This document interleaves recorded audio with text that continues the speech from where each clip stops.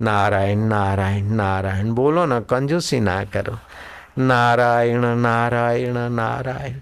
एक बार जो ईश्वर के नाते का इरादा कर देता है, फिर उसे ईश्वर किस समय कैसी सद प्रेरणा देकर उसे कितना ऊंचा उठा लेता है, ये कहना मुश्किल है।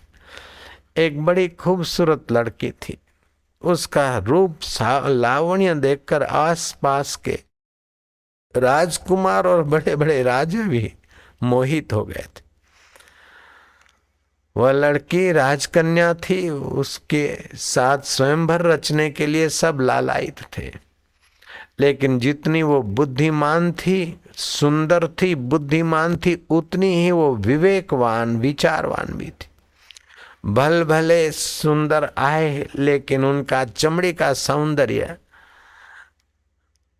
उस कुमारी को आकर्षित न कर सका। आखिर काम के पुतले कुछ राजकुमारों ने और राजाओं ने आपस में यूनियन बना ली और मिलकर उस सुंदर कन्या के पिता पर चढ़ाई कर दें और बलात् उससे विवाह कर ले। जब कन्या को ये पता चला, मेरे कारण, मेरे इस नश्वर सौंदर्य के कारण मेरे पिता को युद्ध का सामना करना पड़ेगा, इन सारे कामी राजाओं के सैन्य से भिड़ना पड़ेगा, और हमारा छोटा सा राज्य। तनिक वो शांत हुई और उसे सदप्रेरणा हुई। तुरंत पड़ोसी मुख्य मुख्य राजकुमारों और राजाओं को संदेशा भेजा कि कुमारी मल्लिका का सौंदर्य देखकर आप उससे विवाह करना चाहते हैं। मल्लिका आपको अपना सौंदर्य देना चाहती है। फलानी तिथि को आप सब आ जाएं और मल्लिका का सौंदर्य खूब भोगिए, खूब ले जाइए। वे हैरान हुए, उस तिथि की बाट देखने लगे। तब तक मल्लिका ने अपने जैसी अबेहू एक सुवर्णमयी प्रतिमा बनाई और बड़े हॉल खंड में रख दी। आसपास में दूरी पर कुर्सियां बिछा दी। जो कुछ आतिथ्य सत्कार के लिए नाश्ता पानी होता वो सब रख दिया। नियम के अनुसार, पूर्व योजना के अनुसार मंत्रियों ने, नौकरों ने आने वाले युवराजों को, राजा को बिठाया। बातचीत हुई, नाश्ता पानी हुआ। अब मल्लिका ने आपको सौंदर्य देने का जो वायदा किया है वो अपना निभाएगी। इतने में पर्दा हटा तो देखा कि मल्लिका मंद मंद मुस्कुरा रही। उसका हास्य और लावण्य जो प्रसिद्ध था, वैसा ही वो उसकी मुस्कान देखकर लोग फिदा हो गए। उनको पता ही नहीं कि ये प्रतिमा मात्र है। प्रतिमा को सत्य समझकर देखते देखते दंग रह गए।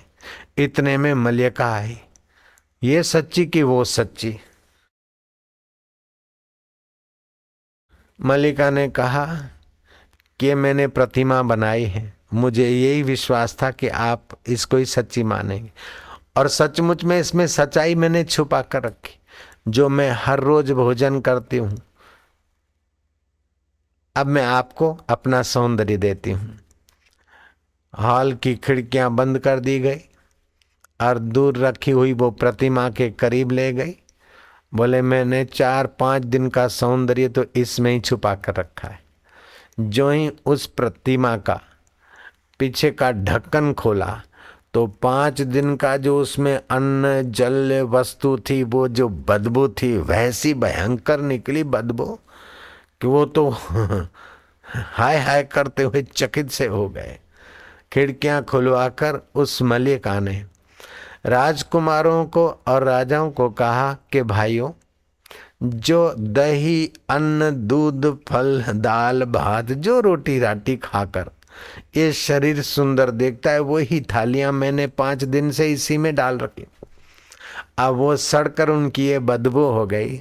बदबू बनाने वाले इस अन्न से बने हुए चर्म पर तुम इतने फिदा हो रहे हो, ये अन्न को रक्त बनाकर और सौंदर्य देने वाला आत्मा कितना सुंदर होगा भाइयों, उसका ख्याल रखते तो आप भी इस चमड़े के सौंदर्य का आकर्षण छोड़कर उस परमात्मा के सौंदर्य के तरफ चल पड़ते। मल्लिका की सार गर्भित बातें सुनकर कुछ युवक भिक्षुक हो गए, कुछ राजा अपने को धुतकारते हुए काम विकार से पिंड छुड़ाने का संकल्प किए और वह कन्या संत शरण पहुंच गई। उसने अपना जीवन यौवन हाड़ मास के सौंदर्य पर फिदा होने वाले कामियों को अपना तन नहीं सौंपा, लेकिन अपना तन और मन परमात्मा को सौंपा। वो जैन धर्म की प्रसिद्ध तीर्थंकर मल्यनाथ के नाम से 19वीं तीर्थंकर होकर आज भी सम्मानित होती और पूजी जाती है। थी तो कन्या, लेकिन पुरुषार्थ ऐसा किया कि अपने पौरुष के कारण मल्लिका मल्यनाथ तीर्थंकर होकर जैन धर्म की 19वीं तीर्थंकर होकर पूजी जाती है। उसकी सुवर्ण प्रतिमा में जो भोजन छाजन रखा था, भोजन आदि दही दूध जो भी खाती थी, उसकी बदबू इतनी खतरनाक और ये विवेक करा दिया तो ये शरीर हमारा विष की बेलरी है, इसमें अगर भगवत संग मिल जाए, भगवत प्रीति मिल जाए, भगवत शांति मिल जाए, उद्देश्य भगवत प्राप्ति होने से ये सारे सद्गुण आ जाते हैं। उद्देश्य भगवत प्राप्ति नहीं है और साधु का वेश बना दिया तो फिर अपने जो संस्कार, अपनी जाति के संस्कार वही गुनगुनाएंगे। एक बार अकबर के दरबार में 5 साधु गए। अकबर ने पूछा कि इन साधुओं की जाति कौन सी होगी। अब साधु की जाति सीधी पूछना तो अच्छा नहीं लगता। बीरबल ने कहा कि मैं इनकी जाति अभी अभी पूछ के बता देता हूँ, इनको पता ही नहीं चलेगा और ये अपनी जाति बोल देंगे। बीरबल ऐसा कैसे? कि बोले अपनी जाति का गुण उनकी वाणी में आ जाएगा। एक साधु से पूछा कि भैया कुछ तो बताओ। बोले क्या बताएं? राम नाम लड्डू, गोपाल नाम घी, जब भी लगे भूख तब घोल घोल पी। बीरबल ने कान में कह दिया कि ये ब्राह्मण है, लड्डू याद आते इनको, राम नाम लड्डू, गोपाल नाम घी, जब लगे भूख तो कोल कोल पी। ये बम्मन है, बम्मन। दूसरे साधु को बुलाया, बोले आप भी कुछ सुनाइए। बोले राम नाम शमशेर, पकड़ ले कृष्ण कटारी बाट, दया धर्म का ढाल बना ले, यम का द्वार जीत लिया। राम नाम शमशेर पकड़ ले, कृष्ण कटारी बांट दिया, दया धर्म का ढाल बना ले। नाम का द्वार जीत लिया, यम का द्वार जीत लिया। बीरबल को कहा कि ये क्षत्रिय लगता है, कटारी की बात करता है। बोले अच्छा महाराज, अच्छा ज्ञान आपका, बहुत बढ़िया। फिर तीसरे साधु को साइड में बुलाया, बोले आप भी कुछ सुनाइए महाराज। बोले क्या सुनाए? साहिब मेरा बनिया सहज करे व्यापार। मेरा साहिब तो है बनिया, साहिब मेरा बनिया सहज करे व्यापार। बिन डंडी बिन पलड़े तोले सब संसार, साहिब है मेरा बनिया। बीरबल ने कहा ये बनिए में से साधु आए महाराज, साहेब है मेरा बनिया। बनिया साहेब को बनिया के रूप में देखता है, क्षत्रिय साहेब को क्षत्रिय के भाव से साहेब को आराधता है, और ब्राह्मण और साहेब को लड्डुओं के द्वारा याद करता है। अब चौथे का वारा आया, उसको बुलाया। भाई बोले भाई तुम मुझ कुछ सुनाओ। बोले राम जरो के बैठ के सबका मुजरा ले, तो जैसी जिसकी चाकरी तैसा तिसे फल देत। बोले महाराज ये कोई हरिजन लगता है चाकरी वाला। वो 5 में से पूछा, वही तुम भी कुछ सुनाओ, कहानी कहती है। तो 5 में ने कहा जात पात ना पूछे कोई, हरि को भजे सो हरि का होई। बोले महाराज ये तो ऐसे ही है, अब इससे कुछ पूछना नहीं। तो जैसा जिसके पूर्व संस्कार होते हैं भगवान को उसी भाव से भजते, फिर भी भगवान मान लेते कि कैसे भी मुझे तो भजता है। क्षिप्रम भवति धर्मात्मा शाश्वत शांति में गच्छति कौन्तेय प्रति जानी ही न में भक्त प्रणिशति। एक बार पक्का इरादा कर ले कि मुझे भगवत सुख पाना है, भगवत ज्ञान पाना है। जो भूत प्रेत डाकिनी साकिनी की उपासना करते हैं उनको डाकिनी साकिनी भूत प्रेत में भगवत बुद्धि नहीं होती, शांति पाने की इच्छा नहीं होती। लेकिन जिनको सचमुच में भगवत बुद्धि और शांति पाने की इच्छा होती, उनके आगे भूत भी आ जाता है, उसमें भी वो भगवान देखकर भगवान को प्रकट करने में सफल हो जाते। एक बार नामदेव जा रहे थे, अंधेरी रात थी, एक इमली में से बड़ा कोई जिन्न निकला। देखा कि इस बच्चे को डरा दूं, लेकिन बच्चा कोई ऐसा वैसा तो था नहीं, भगवान को प्रीति करने वाला था। श्रद्धा में से उसकी प्रीति और रति बन चुकी थी। और भूत ने अपना भयंकर रूप दिखाया, विराट रूप दिखाया, छारा पुरुष हो, धरती पे तो पैर हो, आकाश तक तो मत्था, लंबी लंबी भुजाएं। लेकिन भगवान का भक्त नामदेव डरा नहीं। नामदेव ने देखा कि भगवान का ही तो रूप है, भगवान ही तो ऐसे रूप बना सकते हैं। नामदेव कहते भले पधारो लंबकनाथ, भले पधारो लंबकनाथ। नामदेव को सर्वत्र भगवान की प्रीति है, तो भूत में भी भगवान देख रहे। भले पधारो लंबकनाथ, धरती पे चरण और आकाश लो माथ। धरती पे तो पैर और आकाश को छुए माथ, इतने लंबे, बड़ी अद्भुत लीला है। भले पधारो लंबकनाथ, भले पधारो लंबकनाथ, धरती पे चरण आकाश लो माथ, योजन जैसे लंबे हाथ, योजन भर के लंबे हाथ। नारद सनकादि गुण तुम्हारे गाए, नामदेव को करो सनाथ। भले पधार्या लंबकनाथ, भले पधार्या लंबकनाथ। अंतर्यामी उस अकाल पुरुष ने देखा कि तो भूतड़े में मेरे को देख रहा है, मेरे को प्रकट होना पड़ेगा। ओ परमेश्वर वहां प्रकट हुए और भूत का उद्धार हुआ। नामदेव को लंबकनाथ में से आदि पांडुरंग के दीदार हो गए। भावो ही विद्यते देवो न लोष्टे काष्टे पाषाणे च। आपके भाव में ही देवत्व होता, और जितना भाव सात्विक हो, दृढ़ हो, उतना देवत्व प्रकट हो जाता है। मंत्र में, गुरु में, मूर्ति में, तीर्थ में जिसकी जितनी श्रद्धा, जितना दृढ़ भाव, उतना विशेष लाभ। एक बार नारद जी के नाना को लगी चिंता कि बुढ़ा पारा मैं तो मर जाऊंगा, मैं तो मर जाऊंगा, मरने से बचाए ऐसा कोई कुछ हो जाए उपाय। इतने में देवऋषि नारद जी आए, बड़े प्यार से नारद जी की पूजा किया। पूजा तो नारद जी की किया, भगवान के नाते नहीं, मौत से बचने के नाते पूजा किया। संत का दर्शन करे भगवान की प्रीति के लिए वो अलग बात है, और संसार की कोई चीज चाहने के लिए दर्शन करता है वो अलग बात है। बाबा जी मेरे बेटे नु ये हो गया, बाबा जी ए हो गया, बाबा जी ओ हो गया। ओ भगवान के भक्त नहीं, बेटे के भगत है, बीमारी मिटाने के भगत है। ओ भगवान के लिए जो संत दर्शन करे। व्यास जी के नाना देवऋषि नारद जी को तो पाते हैं, लेकिन भगवान के लिए नारद जी का सत्कार नहीं करते, मौत से बचा लो स्वार्थ के लिए प्रार्थना करते। नारद जी ने कहा रे तुम पूजा प्रार्थना किया, हाँ मैं तुमको तुम्हारा मनोरथ सिद्ध हो, इसलिए बिल्कुल सच्ची बात बताता हूँ कि भगवान वेद व्यास जी तुम्हारे दोते लगते हैं। बोले हाँ वो तो लगते हैं, उनकी बड़ी पहुँच है। भगवान कृष्ण, भीष्म पितामह, ऐसे ऐसे लोग भी उनको मान देते हैं, तो यमराज भी मान देते हैं, उनकी बात कोई नहीं टाल सकता है। बोले हाँ वो तो है, वो तो है।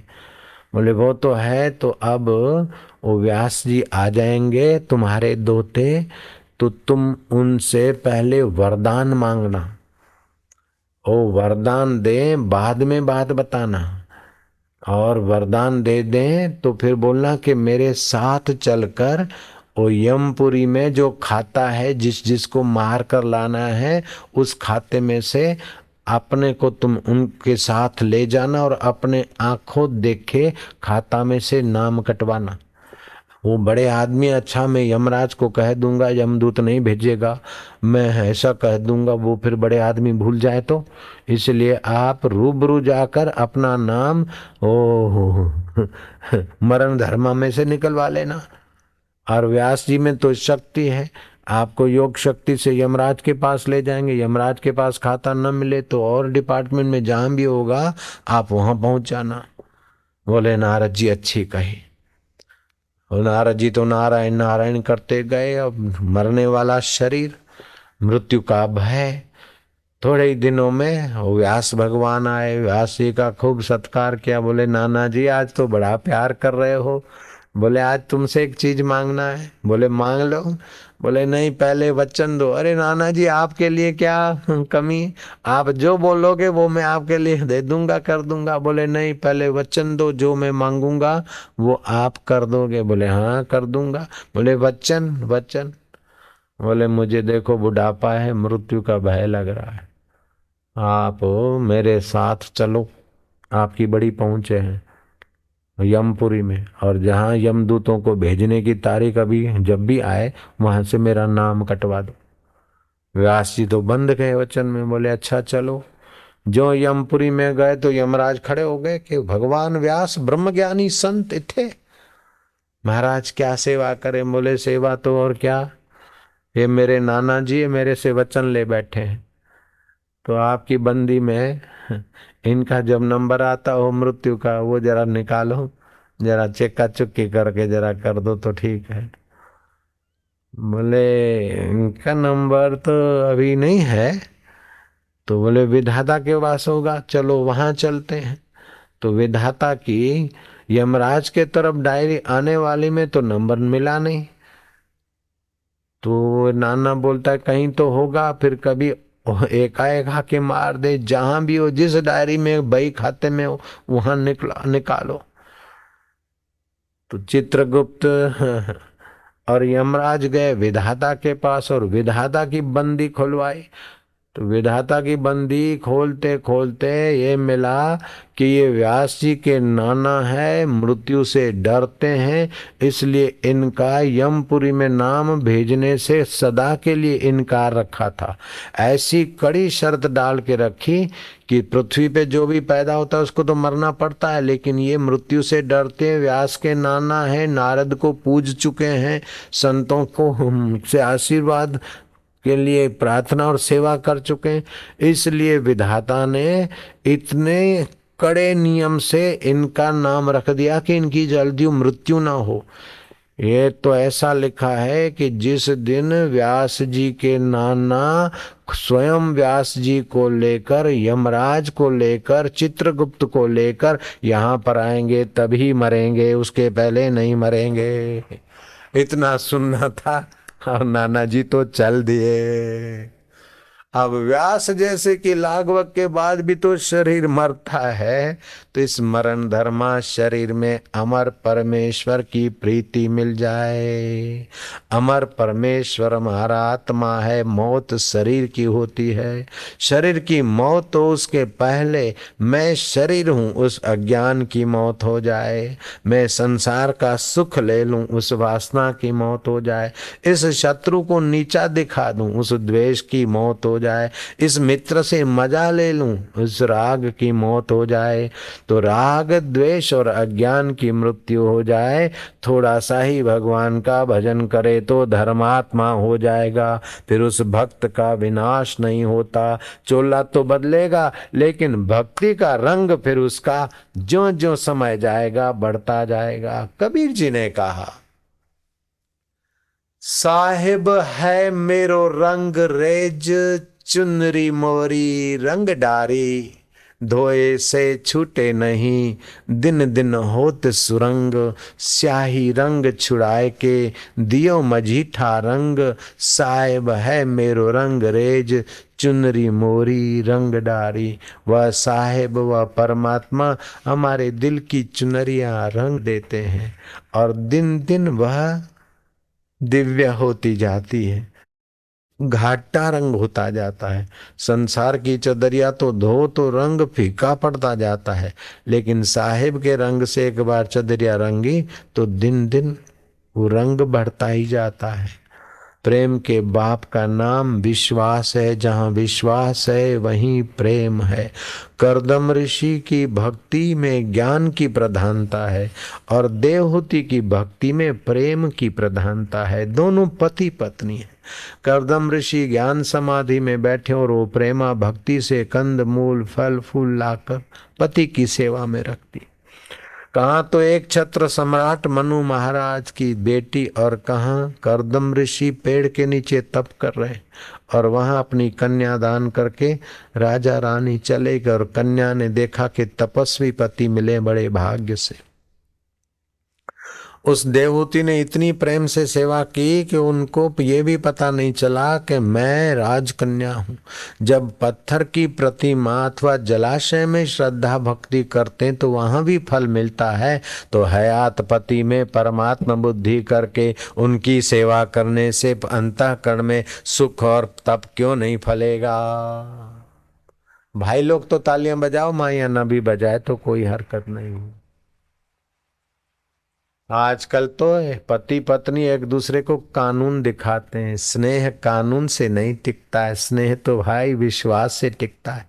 नारी का आचरण ऐसा होना चाहिए कि पति के दिल में संतोष होना चाहिए कि कोई बात नहीं, मेरी पत्नी चाहे मायके गई हो, चाहे अपने ससुराल में हो, मैं चाहे ऑफिस में हूँ, चाहे परदेश में हूँ, लेकिन मेरी पत्नी के विषय में कोई कुछ भी बक दे, ऐसा हो नहीं सकता।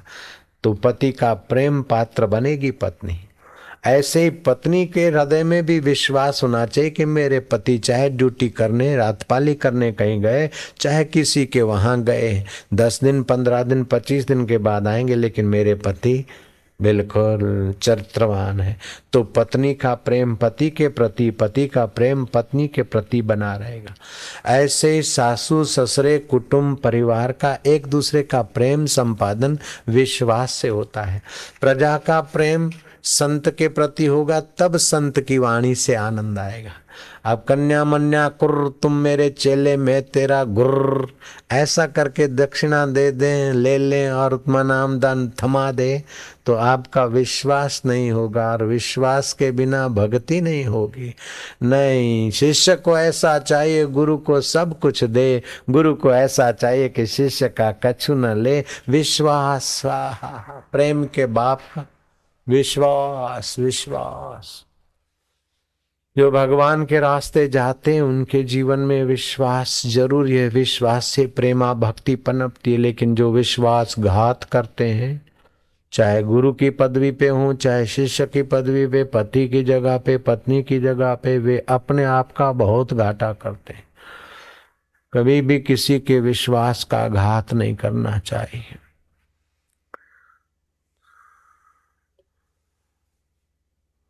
विश्वासो फलदायक।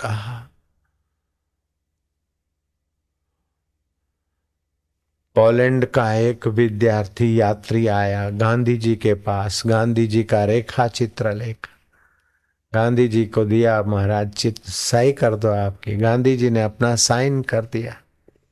उस पोलैंड के यात्री विद्यार्थी ने कहा कि आपका रेखा चित्र मैं बेचूंगा। तब तक गांधी जी प्रसन्न हो रहे थे। बोले उसमें से जो भी पैसे मिलेंगे मैं नहीं रखूंगा, कैथोलिक चर्च के पादरियों को दे दूंगा। गांधी जी एकदम चकित से हो गए, चित्र वापस लिया। बोलिए पादरी लोगों को पैसे देगा, और पादरी क्या करते हिंदुस्तान में या और देशों में मुझे पता, और तुम्हारे से छुपा नहीं। लोगों के विश्वास का घात करते हैं, लोगों की श्रद्धा और सरलता का घात करके उनका धर्मांतर कराते हैं, और धर्मांतर में मेरा चित्र बिककर उन काम में लगे। भैया तू मेरा गला दबा दे, लेकिन ये काम तेरे को मैं नहीं करने दूंगा। कितना गांधी जी को भारतीय संस्कृति की महानता का पता था और पादरियों की कूटनीति को कितना जानते थे। एक बार गांधी जी को यूरोप में ट्रेन में अकेले, ये भारतीय रहे होंगे, मैंने सुनी कहानी। उन पादरियों ने और लोगों ने देखा कि प्रसिद्ध व्यक्ति है, एक बार आप ईसाई धर्म में आ जाओ, एक बार आप हमारी बात मान लो, हम आपको बड़ी हेल्प करेंगे, अंग्रेज शासक आपको बड़ी हेल्प करेंगे। कितना भी प्रलोभन दिया, लेकिन गांधी जी हिंदू धर्म का त्याग करके मैं तुम्हारी इस बातों में आऊं, संभव नहीं। आखिर पादरियों ने कहा कि अच्छा तुम रॉक्सफेलर कन्वेंशन हॉल में चलो हमारे साथ, हम प्रेयर करेंगे और आपका माइंड बदल जाएगा, फिर हिंदू धर्म छोड़कर हमारे धर्म में आ जाना। बहुत दुराग्रह करने पर गांधी जी गए तो सही, लेकिन भीतर राम का सुमरण गीता का ज्ञान था। उन्होंने अपने टूणे टोटके प्रेयर जो भी करना था आजमा आजमा के उल्टे होके थक गए। आखिर गांधी जी उठे। गांधी जी ने कहा कि मुझे राम नाम से जो शांति मिलती है और गीता से जो ज्ञान मिलता है वो सरमन ऑफ माउंटेन पर जो तुम्हारा दिया हुआ प्रवचन, उससे गीता का ज्ञान मुझे ज़्यादा हिम्मत और प्रकाश देता है। इसलिए भाइयों मैं आपके धर्म में नहीं आ सकता, मैं अपना सनातन धर्म हिंदू धर्म नहीं छोड़ सकता हूँ। गांधी जी जिए तब तक राम राम रटते थे, राम की प्रार्थना करते करवाते थे, गीता के पाठ करते करवाते थे। और गांधी जी को जब गोली लग गई, पहली गोली का धड़ाका, तब भी गांधी के मुख से निकला हे राम, और दूसरा राउंड छूटा तो हे राम, और तीसरे राउंड ने धड़ाका कातिल किया, तभी भी गांधी के मुख से निकला हे राम। राम नाम कहने से जो शांति मिलती है, गीता के ज्ञान से जो प्रकाश मिलता है, वो तुम्हारी इन बातों से मुझे नहीं मिलता। तो आप अपने धर्म पर, अपने भारतीय संस्कृति पर आप तो अडिग रहे। आपके इर्द गिर्द कई इलाकों में ऐसे कुकृत्य होते हों तो तुरंत उस कुकृत्यों को हटाकर भारत की अस्मिता और अखंडता का आपका उत्तरदायित्व निभाने की कोशिश करें। तो भगवान कहते हैं क्षिप्रम भवति धर्मात्मा शाश्वतम शांतिम निगच्छति कौन्तेय प्रतिजाने न में भक्त प्रणिशते। भक्त का कभी विनाश नहीं होता। संबत 1700 की बात है। वास ग्राम जैसलमेर, माधव सी लुटारा और उसकी टोली छुपी रहती थी। सिंध प्रदेश के लोग इधर आते, इधर के लोग उधर जाते। मौका लेकर माधव सी लुटेरा उनके साथी उन व्यापारियों को लूट लेते थे। संध्या का समय हुआ, व्यापारी अब वहां लूट होगी। अब वाह, संवत 1700 की घटित घटना है। वासग्राम में जैसलमेर के पास कुछ लोग माधवसी लुटेरे माधवसी और उनके साथियों से परिचित थे, इसलिए अपना रोटी वोटी बना के खा के जल्दी वो इलाका पार कर जाना चाहते थे। उनको पता ही नहीं था कि हमारे बीच जो सादे कपड़े पहनकर आया है वो खुद माधवसी है, उनको पता नहीं था। तो व्यापारी के टोली में गया, वो माधवसी ने पूछा कि यहाँ तो भाई माधवसी लुटेरे का खौफ है और तुम संध्या तक इधर हो, रोटी बना रहे हो, फिर कब पार करोगे वो घाटी, वो भयानक इलाका कब पार करोगे? बोले भाई अब क्या करें, माधवसी का तो खौफ तो है, लेकिन भाई क्या करें, जो मेरे रघुनाथ करेंगे वो ही होगा। सिंध के व्यापारी ने रघुनाथ की दुहाई दे दी। माधवसी का मन बदल गया कि ये तो भगवान के भक्त और भगवान के आश्रय, जो भगवान का आसरा ले रहा है उसको मैं लूटूं तो मैं कहाँ जाऊंगा। माधवसी का मन बदल गया और उसने तुरंत अपना परिचय दिया कि मैं ही माधवसी लुटेरा हूँ। भाइयों, अब आपने रघुवीर का नाम लिया, भगवान की दुहाई दी, आज से मैं भगवान के नाम पर ये अपनी कातिल ये गुप्तियाँ और ये कातिल छुरे बुरे तुम्हारे सामने फेंक देता हूँ। आज से मैं दहाड़ पाड़ने का अथवा डकैती करने का धंधा छोड़कर रघुवीर की शरण जाता हूँ। और वो ऐसे तो रघुवीर की शरण गए, हा। अमीरी की तो ऐसी की सब जर लुटा बैठे, फकीरी की तो ऐसी की गुरु के दर पे आ बैठे। वो अपनी फकीरी करवाने के लिए गुरुओं के द्वार चले गए और वह माधव सी में थे से स्वामी माधवदास बने और इतनी उनकी ऊंची कमाई हुई कि उनके कई भक्त भी हुए और अंत समय रघुवीर का चिंतन करते करते पुराने पाप तापों की क्षमा तो हो ही चुकी थी प्रायश्चित से। भगवान का नाम जपते जपते उस स्वामी माधव सी परमात्मा माधव के चरण तक पहुंच गए।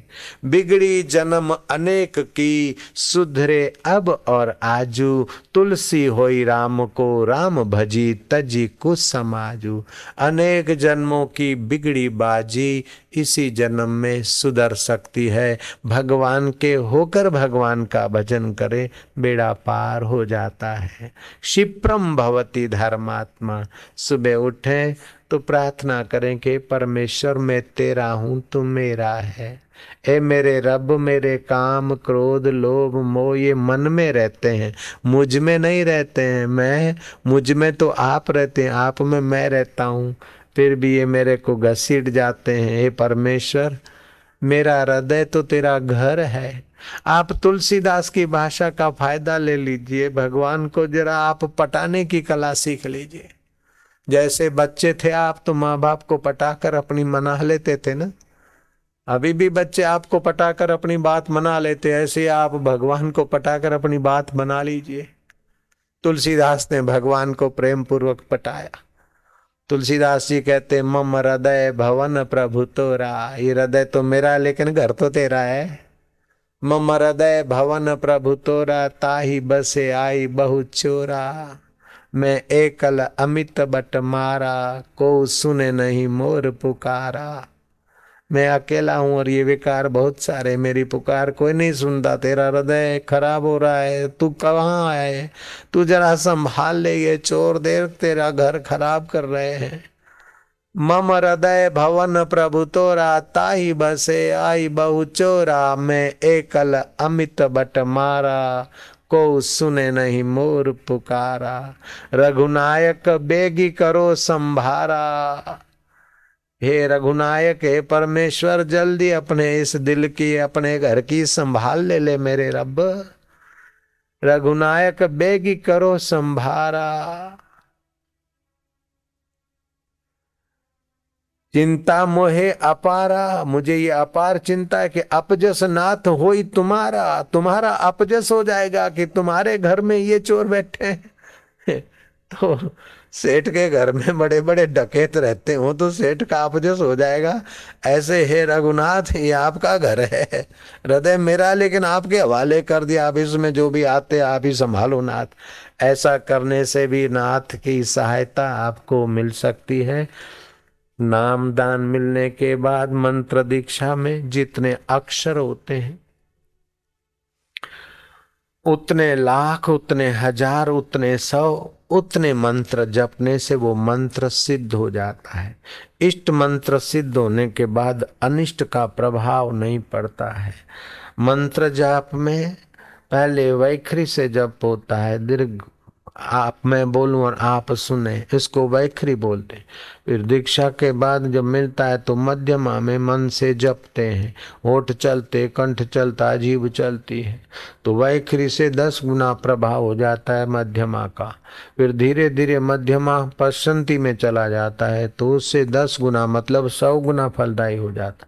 और अभ्यास बढ़ते बढ़ते पश्चंती का जप परा में चला जाता है तो फिर वो रग रग में उस जप के अर्थ का प्रभाव पड़ता है। जैसे प्रोफेसर तीर्थराम में से राम तीर्थ हो गए, अर्जुन इतने महान हो गए कि रग रग में मंत्र जाप का गुंजन होता था, मंत्र के अर्थ का स्पंदन होता है।